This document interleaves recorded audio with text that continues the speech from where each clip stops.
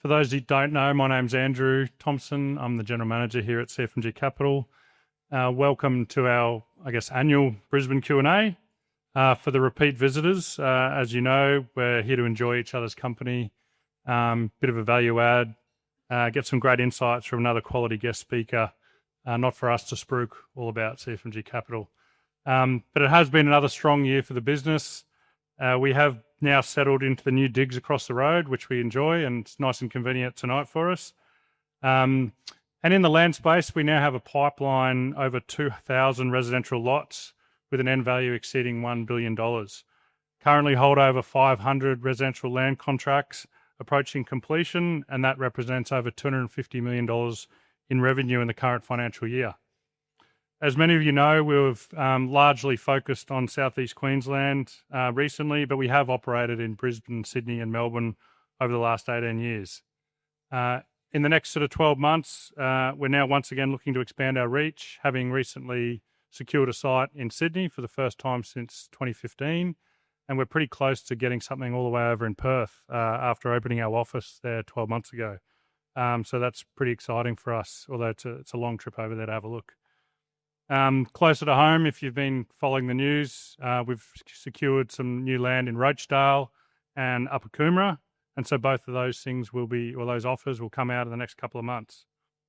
But at CFMG Capital, as you know, we do like to make long-term decisions, and long-term decisions require a clear view of the future. So that's why we're delighted to have Mark McCrindle with us tonight.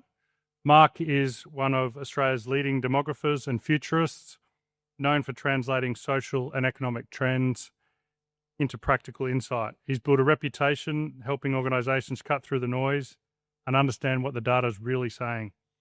So tonight he's going to explore key forces shaping Southeast Queensland over the decade ahead, and that those trends matter deeply in our communities, our economy and our investment landscape. So welcome, Mark.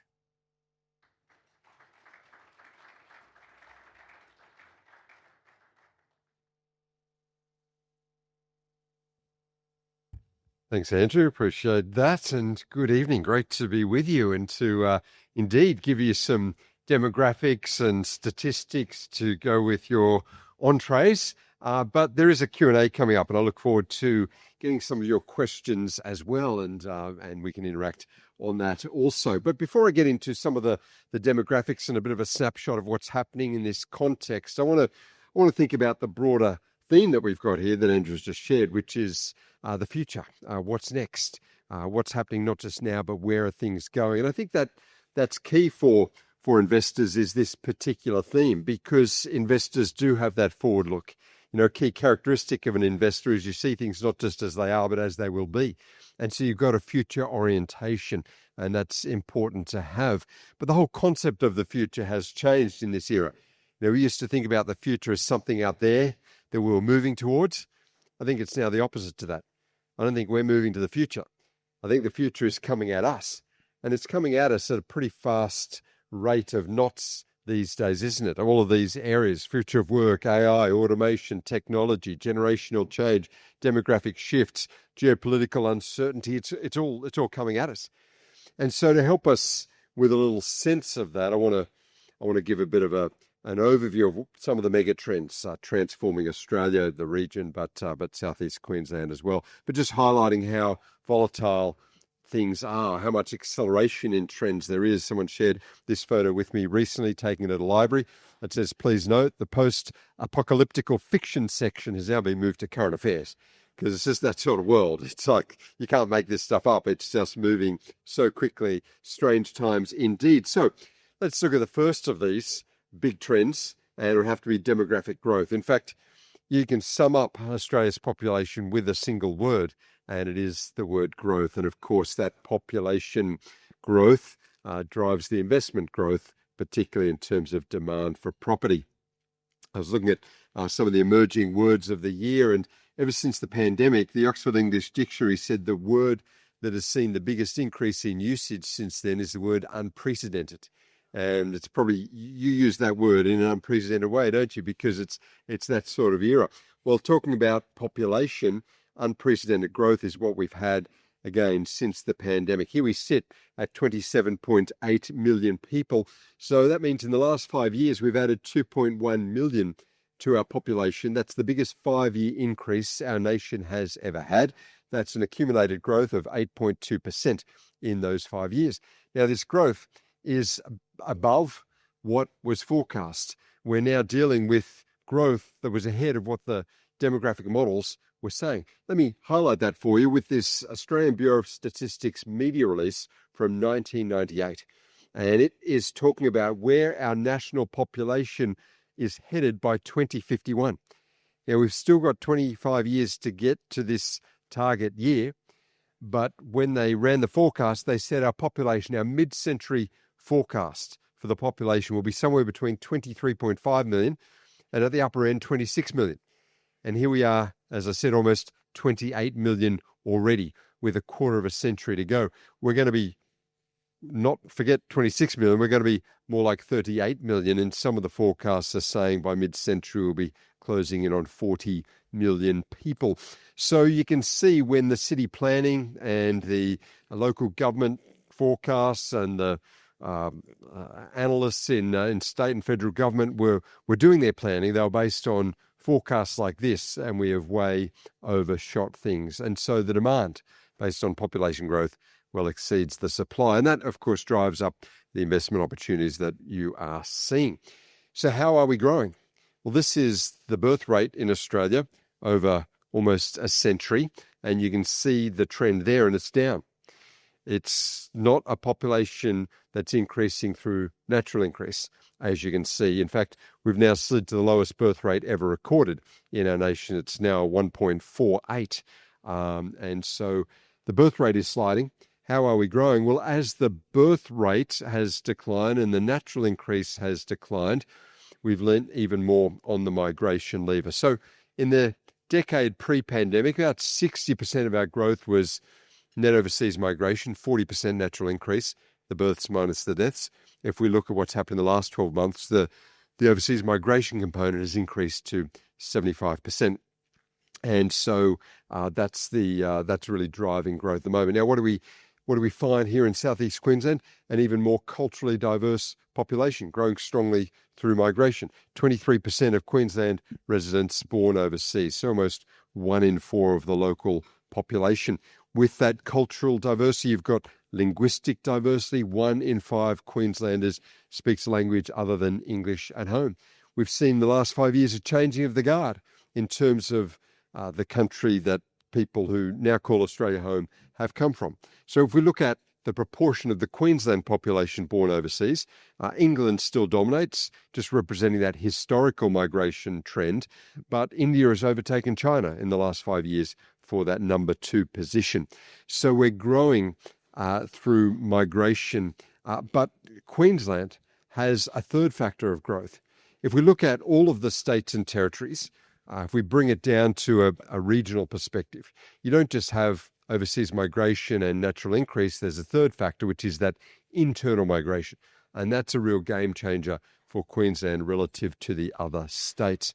So firstly, on the natural increase side, every state and territory has more births than deaths. So there's green lights there. When it comes to net overseas migration, into each state and territory, there's more arrivals than departures, a net increase there. But at the moment in Australia, and it's been consistent since the pandemic, there's only 2 states that have net internal migration growth. That is, they gain more people from the rest of Australia than they lose to the rest of Australia. And Queensland is one such state. Queensland and WA are gaining the net gain within Australia. The other states and territories have a net loss. More people are leaving the state than coming to the state. And so when you stack those 3 green lights together, that's why you've got such red-hot growth in Queensland and particularly in southeast Queensland. Now, I hope you're going okay with these stats. Bit of Excel. This is my passion for data. I can relate to the inner nerd there. I hope you're with me at least just for a few more minutes on this. So what does it mean from a growth rate perspective? Our nation is growing at about 1.5% per annum. And these are the areas in Australia, the states that are growing above that national average. And so a little surprised to see Queensland is there, along with Victoria, largely through overseas migration, and WA growing as you saw, across those three components of increase compared to the states and territories that are below the average. Still growing. There's growth right across Australia, but not as red hot as you see here. Now, if we bring that down to some numbers, how is that growth playing out in Queensland? Growth in the last 12 months, net population increase here of 100,000 people. How is it broken down? Well, you can see if we look at the key factors here or components, the first area is natural increase. And let's try to move this along for us here. We had a net gain in the natural increase of 20,000 people through that factor. The largest factor of all was the migration net gains of 55,000, and then you've got the interstate growth net gains of 21,000. Now, just to put this into perspective, New South Wales had slightly larger natural increase because it's a factor of population size and it's a larger state. They had an even larger net overseas migration, but their net interstate migration was a net loss of roughly this number of your net gain of about 20,000 people in the red, negative. Now, when we surveyed Queenslanders recently, we said, well, on what does this state depend if we look at the future industries and the growth of Queensland? And you can see in this national study we ran, and we've just filtered out Queensland residents. Number one, they said healthcare and social assistance is growing as the population grows. And number two, construction. Now, these are the industries of growth at the moment that comes from this population increase. Education and training, utilities and mining, very strong in the state. Now, obviously, people are looking not just at the growth now, but with the Olympics on the horizon, 2032 is a bit of a target year at the moment.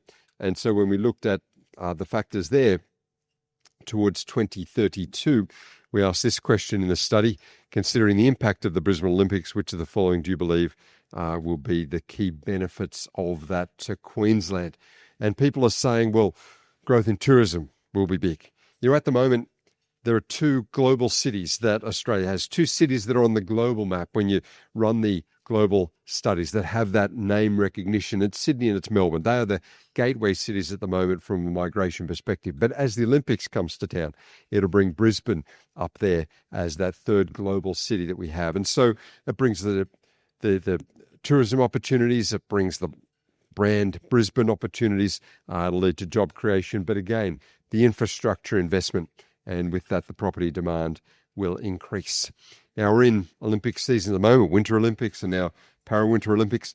But in keeping with the theme, we get pretty passionate in my field, not so much about sport, but around data.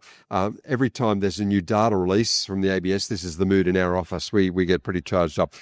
Just thought I'd remind you of that passionate swim coach. What a great feeling the Olympics brings. Which brings me to the second of these. So we said, all right, so population is growing, and you see the lay of the land here in Queensland. Property flows directly on from that. It's the property demands flow from the population demands. Now, amidst all this demand exceeding supply, is there still the Aussie dream that is a focus for the next generation? Is there still a focus on property, a focus on owning and not just renting? And our national studies of the next generation show that, yes, that is still the case. If you take 20-somethings in Australia, they're Generation Z, and as we did in a study recently, asked them, what are your top hopes for your future? This is the life stage where they're moving from the learning to the earning. They're starting their economic life. And we asked them, what are the top hopes that you have? And number one, to own my own home. Number two, to have full financial freedom and independence. And number three, travel and see the world. They want the lifestyle. They want the travel. They are certainly looking to enjoy the opportunities of young people and having travel. But that home ownership is still the number one ambition for Australian 20-somethings.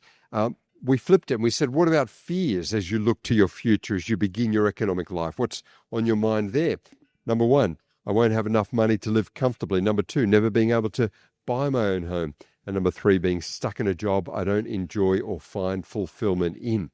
So you can see how much home ownership drives the hopes and the fears there as well. Well, what drives the population destination? What drives property in terms of ambition? Where do people go for homes, and what are the factors behind that? There's three factors that people look for. Firstly, they're chasing affordability, and that's why the shift from places like Sydney up to southeast Queensland and the shift west to WA. Yes, there's been massive growth there in property prices, but the relative difference is still there from the Sydney market to the southeast Queensland market. But it's not just affordability, it's livability. And so it's not just about the economics, it's about the lifestyle. And that's where Queensland rates very strongly as well. But thirdly, and particularly since the pandemic, we've seen the third factor become unlocked. People not only want to buy where it's affordable and where there's great lifestyle, but there has to be employment. And it's that employability that drives destinations as well. Now, that's led people to have a bit more flexibility as to where they live, because we've seen a bit of decoupling of work from workplace over the last few years. People can work in a hybrid sense, maybe just go to the office a couple of times a week. That means they can live further from the CBDs, and we're seeing that attitude grow. We finished this study and we asked Australians, well, would you even move to a regional area? And 64% of Australians have considered moving there. So people's frame in terms of what they're looking for has shifted. They're happy to move further from the CBD. They're compromising a little bit for affordability reasons on the type of home they want, the size of that home, and certainly looking outside of those traditional areas where they have placed their intergenerational family roots. In fact, mobility defines the market at the moment. There are more Australians today living at a new address compared to 5 years ago as any other time in our history. So the mobility of Australians moving location is higher than ever. Now also you've got young adults staying in the parental abode longer. Quite remarkable here. And if you've got some 20-somethings in your household, pace yourself, because they're not moving anytime soon.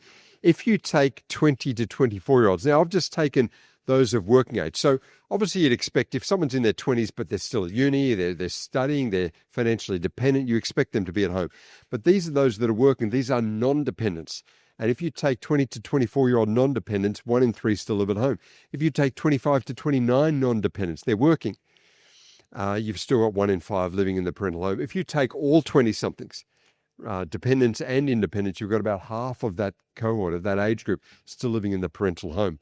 The median age of moving home across the dependents, non-dependents is now 26. So keep that in mind. You've got to journey with those young adults a bit longer than used to be the case. You didn't realize you signed up for such a long parenting journey, but that's the case today. In fact, we've come to label the stay-at-home 20-somethings as the Kippers generation, KIPPERS. That stands for Kids in Parents' Pockets Eroding Retirement Savings. Now, that's one of the downsides of the expensive market today.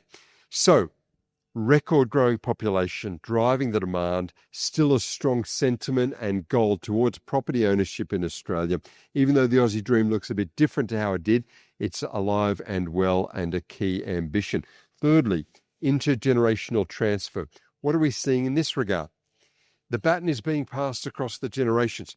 We've got 7 generations in Australia today. Now, these are the generations who have built the economy and have built the way of life, and that's why they're called the builders' generation, the baby boomers, who followed on from that and have built what we see today.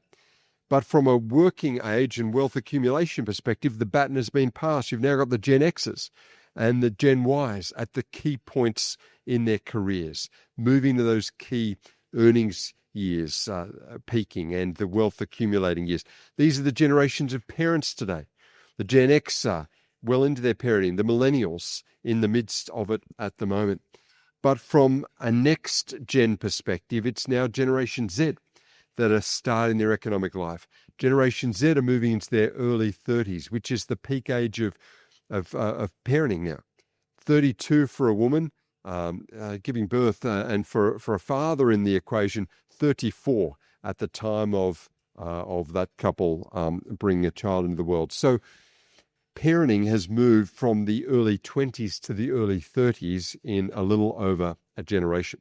And it means Generation Z at the oldest edge are right in that life stage. And having moved our way through the alphabet with X and Y and Z, if we think about the children, we're moving to the Greek letters. We've got Generation Alpha and Generation Beta emerging. And each generation has been shaped in different times. They bring different expectations. They've got slightly different priorities. They've been shaped in a different world of technology and the economy and social expectations and indeed a different education system. When it comes to engaging across the generations, even in your household, it's about understanding these differences. There's a great book by a leadership writer, John Maxwell. He had a good point for leaders today. He said, look, if you're leading and no one's following, then you're just out for a walk. And if you've got different generations in your team or around you, it's a good reminder that they're only going to follow if we can communicate, connect, and understand them. So with the generations in mind, thinking about the intergenerational transfers, what's happening in the economic side? Well, let's look at the generations and their share of population amidst their share of the national private wealth. Now, if we start in these 10-year age groups with the 25 to 34-year-olds, they're 15% of the population, and they own 5% of the national private wealth. So their demographic footprint is much larger than their economic one. For obvious reasons, they're just starting their earnings years. What about the next 10 years up from that? Here we've got the Gen Ys, 35 to 44 years. Their national share of population is slightly larger than their national share of the wealth. But by the time we get to the Gen Xs, you can see that their economic footprint is slightly larger than their demographic footprint. But where you see the high watermark is with the baby boomers, the 55 to 64s and the 65 to 74s. So here we've got, if we take the baby boomers as a whole, we've got 21% of the national population owning half of the national wealth. 1/5 owning half of the national wealth. So the economic footprint of the baby boomers is 2.5 times the demographic footprint, and you see with the retiree age group 75 plus a similar metric. Now you expect an older generation to have a wealth share bigger than their population share because they've accumulated more over time, but we'll probably never quite see this where 1/5 owns half. It's been a 50-year economic miracle that the baby boomers have been beneficiaries of, as well as working hard and saving hard, and that's how it plays out. Now, far from the stereotype of baby boomers just sort of having good luck and spending it on themselves, we've found in our research the opposite. The baby boomers today are passing on more of their wealth and supporting their children and grandchildren more than any prior generation of grandparents did. We studied Generation Z and baby boomers, and just this comparison. We asked these 20-somethings, have you received financial support for overseas travel from your grandparents? 16% have, or financial support to buy a home, or for education, or living free with grandparents, the baby boomers, to save money. And it was pretty phenomenal. And then we asked the baby boomers, what about when you were young? What did your grandparents do for you? And not many received those same things. So we've got a generation that are now in those grandparent life stages that are doing far more for their grandchildren than they received. It's quite a difference from generation to generation. And I think it just highlights how the baby boomers have done well economically, but are passing on that wealth in practical and even in sometimes significantly financial ways as well. But it's a two-way street, because the younger generations are assisting the Gen Xer and baby boomer in understanding the times, and particularly the fast-changing technology world. I heard a story about a grandmother who was a bit overwhelmed with the technological change. She had a new TV, and it came with a new remote control with far too many buttons. We all know the story. She was pushing the wrong ones, and she messed up the programming. So the solution was the Gen Z, the grandchildren. They're the ones that understand these things. And the young fellow came around and reprogrammed Grandma's TV. A few weeks later, he had to come around and do it again. After the third visit, he found a good solution to Grandma's problem. A little bit of masking tape was all that was required, and he solved that problem once and for all. And I think that's a good reminder of the change fatigue or the overwhelm that we can all feel in these changing demographic, economic, generational, and technological times. But if we can understand where things are going, we get a little bit of a sense as to how we can navigate that and move forward with confidence. So with that in mind, let me move to the fourth and final of these areas that defines the factors shaping our times and the future. And that would have to be the digital transformation that we are living through. Here we are just 2 years into the AI revolution, as evidenced by not only ChatGPT, but now the multitude of platforms of automation that have come our way. We've got a generation that are going through education in this era that have only ever known a world of the screens and of these technological times. Generation Alpha, born in 2010, born the same year that the iPad was released and Instagram was launched, and moving through a school system with AI supports. It's a very different world. There's a book written by an American researcher, Jonathan Haidt, and he called his book The Anxious Generation, just highlighting how the impact of technology has shaped them. We finished a study. We asked Australians, what words would you use to describe Generation Alpha, Australian teenagers and children? And the number one word you can see, tech savvy. Technology defines our understanding of them and their experience. But there are some words linked to that I think open up the opportunities that they've had. There's an intelligence that comes from being a click away from any piece of information on the planet. There's a social consciousness. They're just aware of sort of global things, but there are some downsides that come from this technology saturation, as you can see here. Maybe anxious from that book, or maybe the expectations are higher. Maybe the social skills are impaired, and there's sometimes a fragility as well. If you look at the multi-screening generation shaped in a world of these visual devices, it is even changing their entertainment. You can see here Netflix is telling writers to dumb down shows since viewers are on their phones. Or this headline, less subtext, more text. A Netflix insider reveals why writers are making shows more obvious. It's a distracted generation of multi-screeners shaped in this era of device saturation. There's an American photographer, Eric Pickerskill, and he's got a current series where he takes photos of people just interacting in their world. And then he goes to that photo and he removes any digital device that's in it. And it highlights to us, when you look at the photos, the strange times that we are in.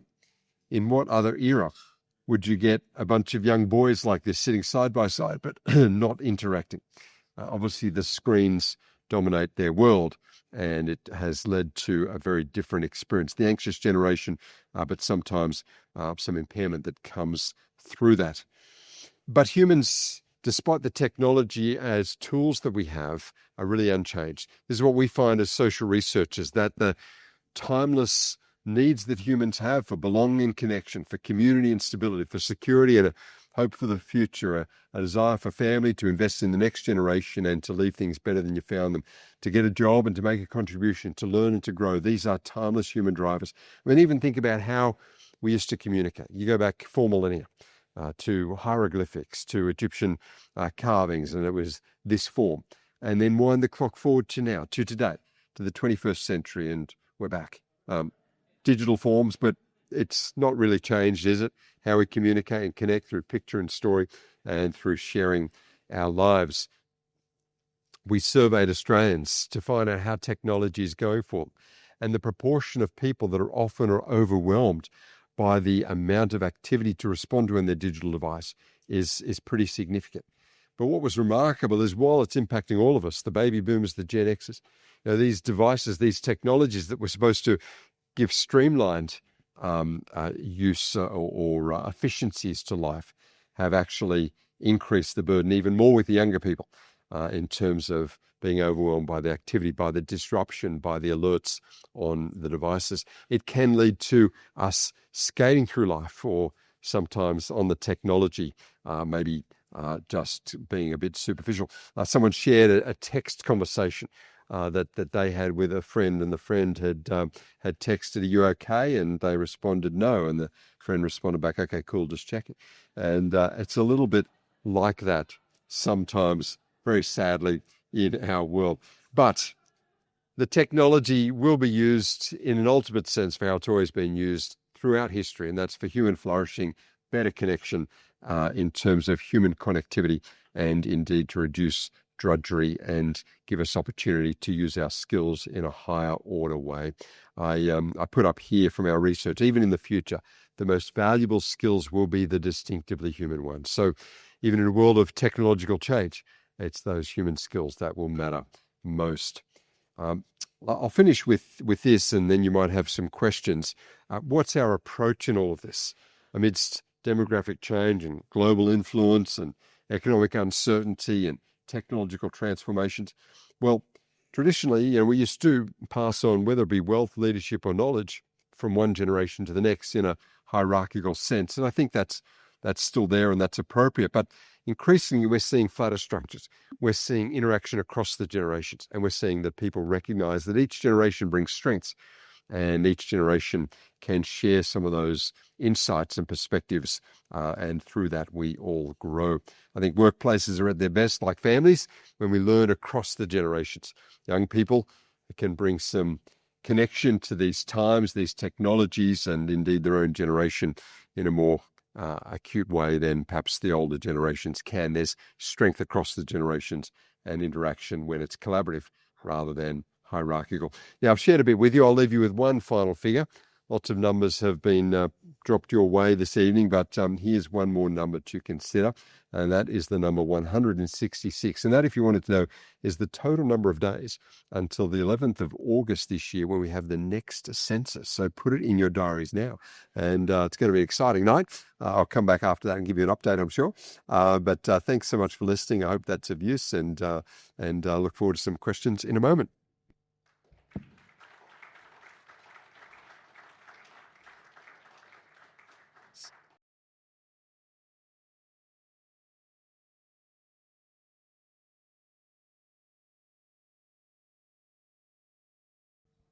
Sorry, a bit of confusion there.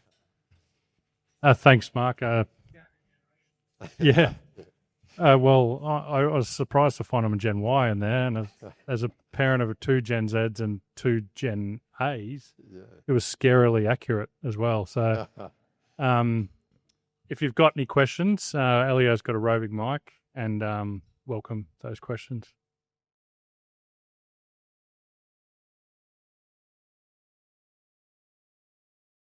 Hello. First of all, sorry, I've had a couple of lashes, so I've written down what I wanted to ask. But no, thanks for the presentation. That was fantastic. Very interesting with all the statistics that kind of you're subliminally aware of, but when you see them on the screen, it makes it a bit more real. I was thinking, we were different from our parents, and then they probably had these thoughts about us as we were growing up.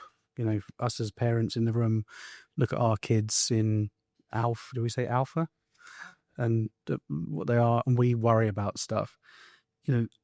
When they mature into an age past this that's happening now, does it all become normal? Do they mature and work things out and start working hard and thinking about, things aren't just going to be delivered to them on a plate, because they're an influencer and getting money for doing nothing. And what's the forethought on what happens when they realize life's not easy?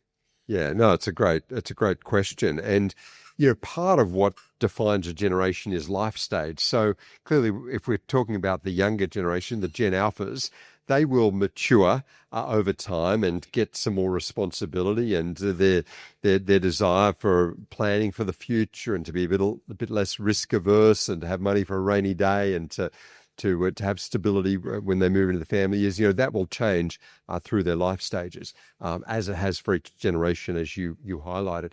And you even saw with Generation Z, even in their early 20s, this real zeal to say, I want to own a home. I need that security. I want to start family, and that housing security, that sense of nesting, is a prerequisite to starting the family, having a bit of security in that regard. So we are seeing even the 20-somethings start to head towards that, but they're doing it differently, and there are some differences that the times that shape us, the technologies that shape us, leave in us.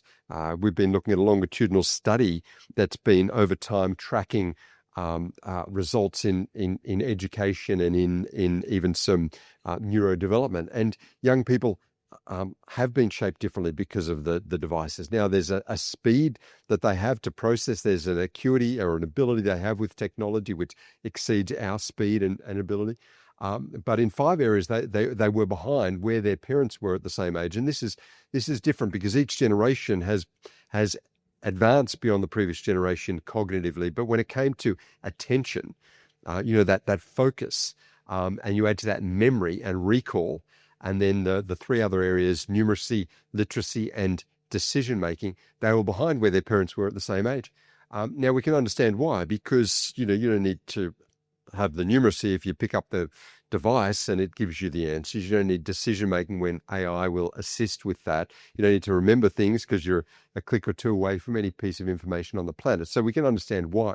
But some of these things are still important. So I think that educators, I know from our work there, are focused on trying to raise some of that, so that we don't just have low expectations and say technology is our future, so don't worry about all that sort of stuff, because the brain is wired to learn through and to have a structured approach to learning, and we can't just be multi-screening, and the visuals alone won't solve things. We need to dig deeper and get a bit of a look at critically look at sources, make sure we're getting the right information. So I think there's some work to be done with the next generation. I'm sure they'll rise to it, but there's some great signs in other areas about how they're taking things seriously and pressing on to make sure they've got a financial future for themselves.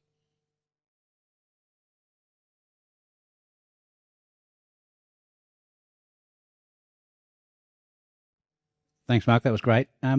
You're a futurist, and you touched on it briefly with the AI section. A lot of people here of working age will be impacted by AI. As a futurist, are you scared or optimistic or pessimistic about the future of economies and social cohesion with the advent of AI? I'm not at all scared about the future because, what we see with trends is that you get trends and then you get counter trends, right? The future or times are more like a pendulum than a one-way street. Things don't generally get more extreme. What happens is they get to a level and then humans have a way of saying, actually, we've overreached. We need to bring things back. And that's why we say things like history repeats itself, or the concept of historical recurrence, that you see patterns in society and history. And that's because humans know what's best, and once things go a bit far, they bring it back. Take as an example there, technology. This is not the first technological revolution. And there's been fears in the past, not just with AI now. I mean, the Industrial Revolution created fears. It was going to get rid of jobs. It was going to put out whole sections of the community. It was going to create laziness. And yet, what did we do? We found that we could reduce some of the labor-intensive roles to the power of machines, and we could move our attention and focus to higher order things. And the same with the computer revolution. And it'll be the same with the AI revolution. I think that AI will be used ultimately for better productivity and to get us to do things that are purely human, to interact and connect and make those decisions amidst nuance. And so to that extent, I'm not worried. There's always downsides to technology, but I think we'll manage it well for the future. And as for things like, you alluded there,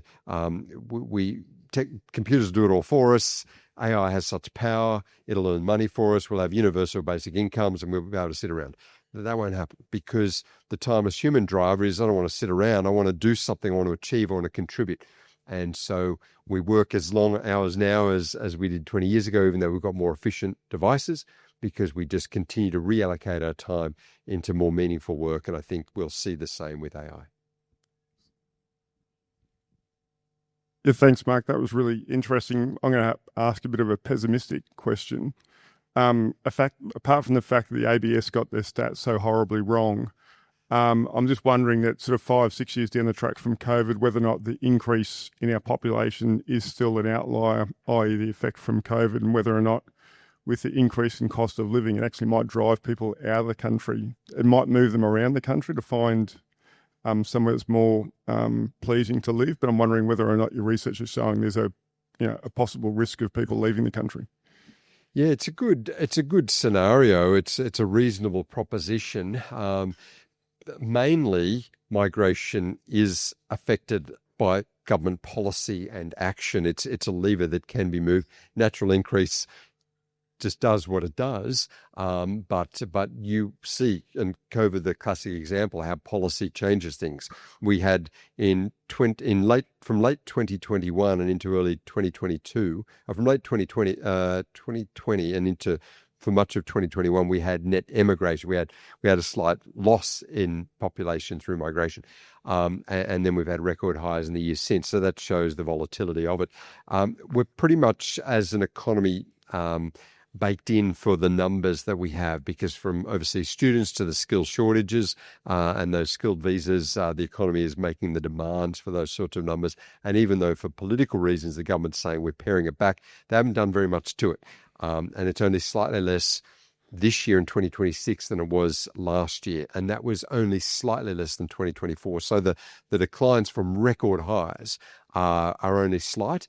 And each of these years, apart from the year prior, would be records in themselves. So I think we are set for sustained levels of migration above what have been the long-term averages of about 180 to 220,000 net increase per year to what we're seeing now, more like what we've been seeing between 400,000 and 500,000. I think we'll end up at about the 350, well above what has been the average annually prior. So yeah, I do think that the migration will continue to tick along quite strongly. While we wait for someone else to come up with a question, this is a little self-serving, given that I'm National Sales and Marketing Manager at CFMG Capital, both for fund and for land sales. The notion of history repeating itself, Mark, in terms of the Sydney Olympics and what that did for Sydney and New South Wales more broadly, what parallels do you think we can draw to what's occurring here in Queensland at the moment? And does it all just fall off a cliff when the games arrive? No, I mean, I think Sydney is a good example. And, Australia has done it better than a lot of other cities. There's a lot of, white elephant stories in other Olympic cities. But Sydney, as an example, and Australia generally, because of its growth patterns in migration and population increase, can sustain the infrastructure, and it quickly gets filled. The stadiums built for the 2000 Olympics in Sydney are filled on a regular basis. The whole Homebush area, or the Sydney Olympic Park with its train station, is a business hub. It's an entertainment hub, and it's a housing hub as well. And so it's been a great success, and I think you'll find the same here. And yeah, it just creates that opportunity for new vibrant living, and the infrastructure gets slightly repurposed, but for the long-term use. So I think that if Sydney is an example, things will go well post 2032 here. Anyone else like to ask a question? Now, Mark will be here through dessert as well to come and pick his brain and have a chat. But I'll hand back over to Andrew to close off.